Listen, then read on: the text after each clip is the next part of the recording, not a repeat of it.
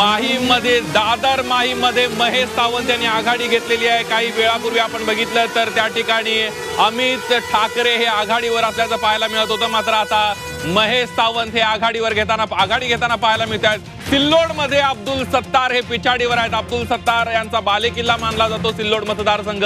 मागच्या अनेक वर्षांपासून अब्दुल सत्तार या मतदारसंघाचे आमदार आहेत, मात्र या ठिकाणी पहिल्या कलांमध्ये अब्दुल सत्तार आता पिछाडीवर पडताना आपल्याला पाहायला मिळत आहेत आणि त्यामुळे कुठेतरी काटेकी टक्कर प्रत्येक मतदारसंघात पाहायला मिळते आहे। वडगाव शेरीमधून राष्ट्रवादीचे सुनील टिंगरे हे आघाडीवर आहेत। राष्ट्रवादी शरद पवार गटाचे बापू पठारे हे पिछाडीवर जाताना पाहायला मिळत आहेत। महायुती 140, महाविकास आघाडी 132 तर इतर 16 ठिकाणी आघाडी घेताना आपल्याला पाहायला मिळतात। यामध्ये उदय सामंत जर आपण बघितलं रत्नागिरीमध्ये आघाडीवर आहेत, दुसरीकडे वडगाव शेरीमधून राष्ट्रवादीचे सुनील टिंगरे हे आघाडीवर असल्याचं पाहायला मिळत आहे। आताच्या घडीच्या सगळ्यात महत्त्वाच्या आणि वेगवान जे कल आहेत, अपडेट आहे ते आम्ही तुमच्यापर्यंत पोहोचवतोय।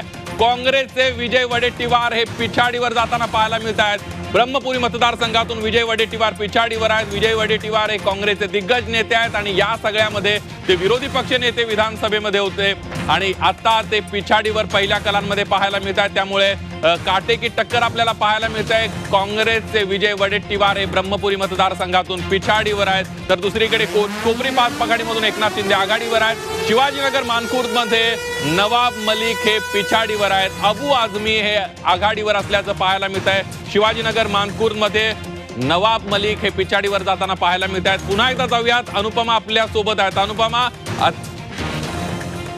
आणि या क्षणाची सगळ्यात महत्त्वाची आणि मोठी बातमी, अनेक दिग्गज या क्षणी पिछाडीवर आहेत। मतमोजणीमध्ये अनेक दिग्गज पिछाडीवर गेलेले आहेत। गृहनिर्माण मंत्री अतुल सावे सध्या पिछाडीवर आहेत। ब्रह्मपुरीतून विजय वडेट्टीवार पिछाडीवर आहेत। आपण पाहूया कोण कोणते नेमके मंत्री आणि दिग्गज पिछाडीवर आहेत। मंत्री अब्दुल सत्तार सिल्लोड मधून पिछाडीवर आहेत।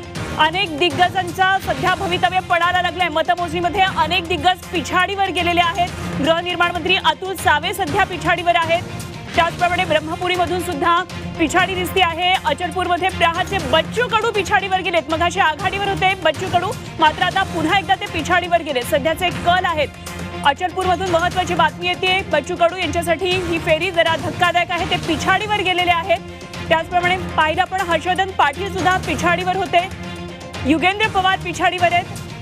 बच्चू कडू सध्या पिछाडीवर आहेत। अचलपूरमधून ही महत्त्वाची अपडेट आपण पाहतोय। अनेक दिग्गजांची प्रतिष्ठा पडायला लागलेली आहे। वडगाव शेरीमधून राष्ट्रवादीचे सुनील टिंगरे सध्या आघाडीवर आहेत, तर बापू पठारे हे पिछाडीवर आहेत। वडगाव शेरीमधून सुनील टिंगरे आघाडीवर, बापू पठारे हे पिछाडीवर आहेत। राष्ट्रवादी शरदचंद्र पवार पक्षाचे उमेदवार। या क्षणाची सगळ्यात महत्त्वाची आणि मोठी बातमी, झी24 तासच्या स्क्रीनवर आपण पाहतोय महासंग्रामातले महत्त्वाचे रिझल्ट। आणि पुण्यामधून कचऱ्यातून रवींद्र धंगेकर आघाडीवर आहेत। विद्यमान आमदार होते रवींद्र धंगेकर, पुन्हा एकदा त्यांचं भवितव्य पडाला, मात्र आघाडीवरच आहेत रवींद्र धंगेकर। कसब्यामधून ही महत्त्वाची बातमी, पुण्यातल्या निकालांकडे सगळ्यांचं लक्ष लागलेलं आहे। धंगेकरांच्या संदर्भातली महत्त्वाची बातमी, रवींद्र धंगेकर पुन्हा एकदा मैदानात आहेत आणि सध्या ते आघाडीवर आहेत। आणि अमित ठाकरेंसंदर्भात महत्त्वाची बातमी, संपूर्ण देशाचं लक्ष लागलेल्या माहीमच्या मतदारसंघातून महत्त्वाची बातमी येते।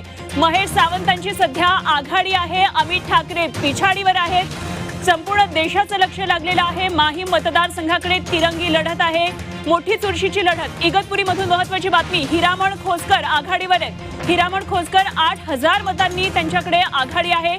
इगतपुरीमधून हिरामण खोसकरांची ही महत्त्वाची बातमी, आघाडीवर आहेत। 8000 मतांनी ते पुढे आहेत सध्या।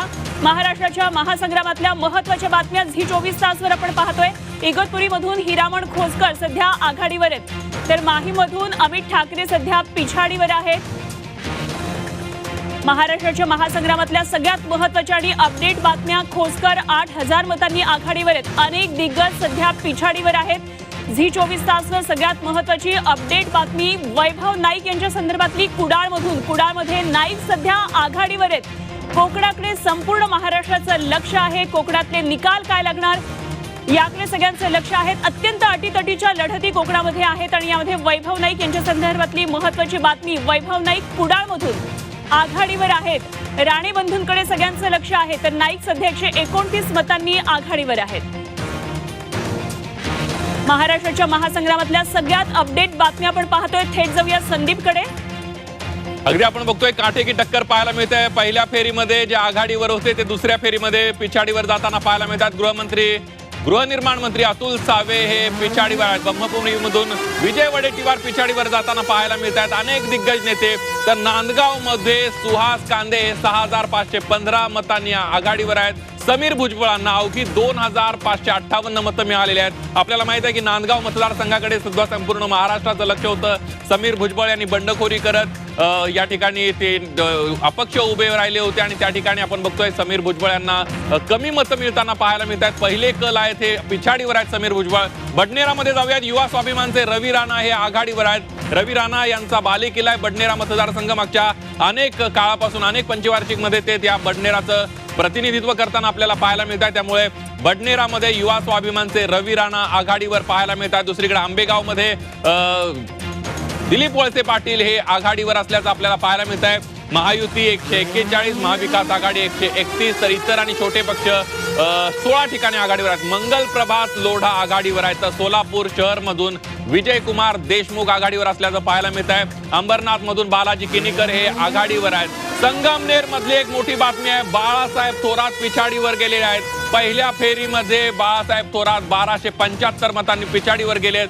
बाळासाहेब थोरात हे तब्बल 7 वेळा संगमनेरचे आमदार राहिलेले आहेत. ही त्यांची 8वी टर्म आहे आणि या 8व्या टर्म मध्ये आपण बघतोय त्या पहिल्या फेरीचे कल येत आहेत. त्यामध्ये बाळासाहेब थोरात हे पिछाडीवर आहेत. काँग्रेसचे दिग्गज नेते आहेत. अनेक मोठी मंत्रिपदं त्यांनी आपण सांभाळल्याचं आपल्याला पाहायला मिळतं आणि या पहिल्या फेरीमध्ये कुठेतरी बाळासाहेब थोरात हे पिछाडीवर जाताना आपल्याला पाहायला मिळत आहेत. 1275 मतांची पिछाडी बाळासाहेब थोरातांना मिळताना दिसते आहे. भाजप 82, शिवसेना 36, राष्ट्रवादी सुद्धा आघाडीवर पाहायला मिळते आणि कुठेतरी काँग्रेस 58 जागा, शिवसेना ठाकरे गट 42 जागांवर आघाडीवर आहे. मनसे 1, वंचित 2 ठिकाणी आघाडीवर आहे.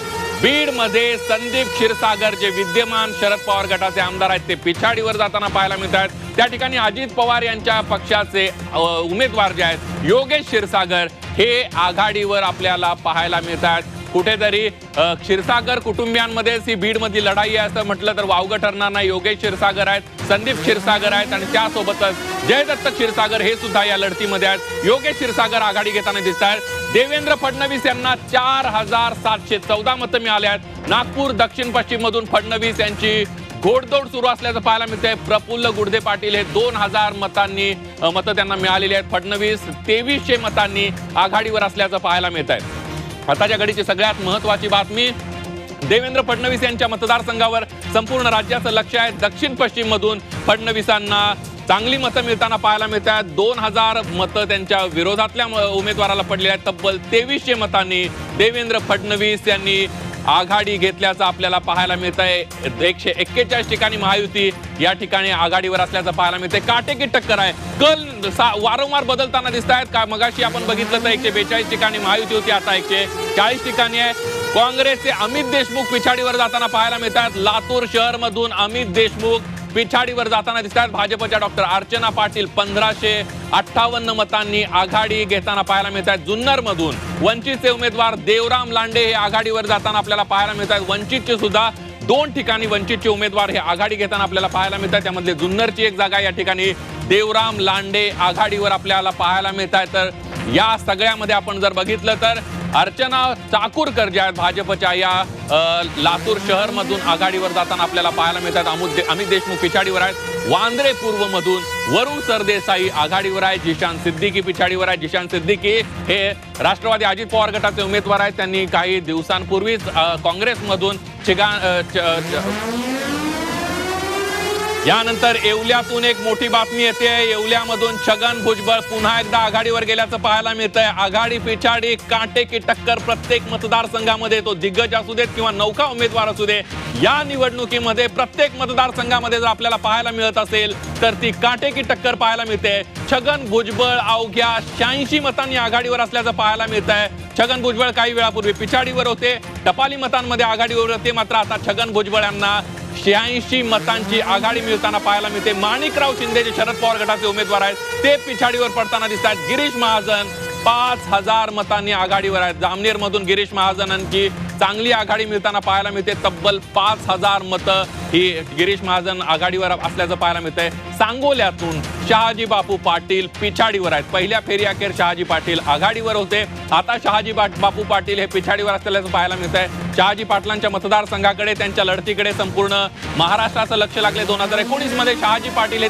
फक्त 700 मतांनी विजयी झालेले होते आणि त्यामुळे शहाजी पाटील आता काय कामगिरी करणार, काय झाडी काय डोंगर, यामुळे शहाजी पाटील चर्चेत आले होते. रत्नागिरीमध्ये उदय सामंत हे आघाडीवर आहेत. तिसऱ्या फेरीनंतर सुद्धा उदय सामंत आघाडीवर असल्याचं पाहायला मिळतंय.